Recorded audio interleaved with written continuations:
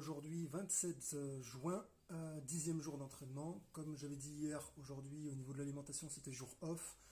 Donc ce que je vais faire c'est que je vais quand même compter les quantités et dire les quantités que je mange en sachant qu'aujourd'hui, contrairement aux autres jours, je m'impose pas une limite quantité en grammes que je mange dans ma journée.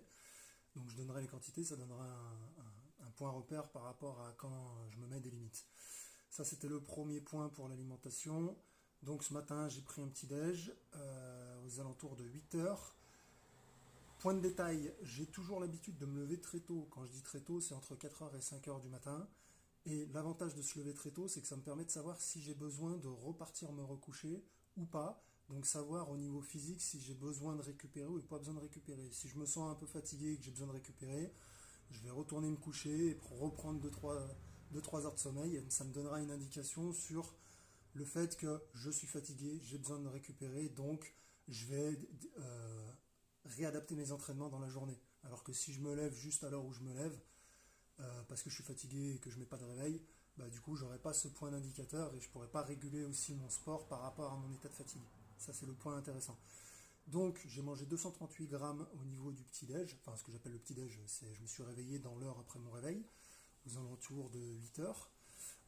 Et ensuite, je suis parti courir, footing, donc j'ai attendu 10-15 minutes histoire de ne pas être en pleine digestion et d'avoir digéré un peu, mais quand même avoir dans l'estomac. J'ai couru en sachant que là où j'habite, il n'y a que du dénivelé, hein, il y a de la montée et de la descente et du plat, il n'y a que le faux plat et encore si on a de la chance. Donc j'ai couru aux alentours de 9h50, j'ai fait 19 minutes de course à pied, donc avec beaucoup de dénivelé.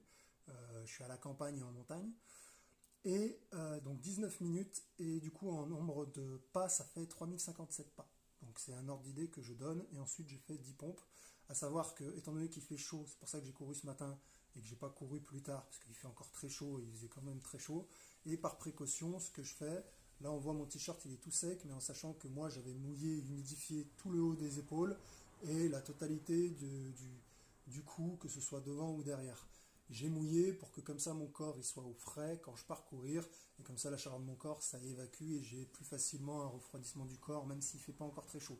Et je m'étais vraiment humidifié tout le haut du corps et pour preuve là je suis déjà tout sec là. Donc il fait chaud. C'était la petite indication de la journée. Donc je donnerai les autres indications dans la journée en sachant qu'aujourd'hui je ne me limite pas au niveau de la nourriture donc j'ai envie de manger, je mange et mon entraînement continue. Donc ça servira de bon point repère pour les gens qui ont envie de copier ce que je fais ou de comprendre comment améliorer sa condition physique avec les bons outils.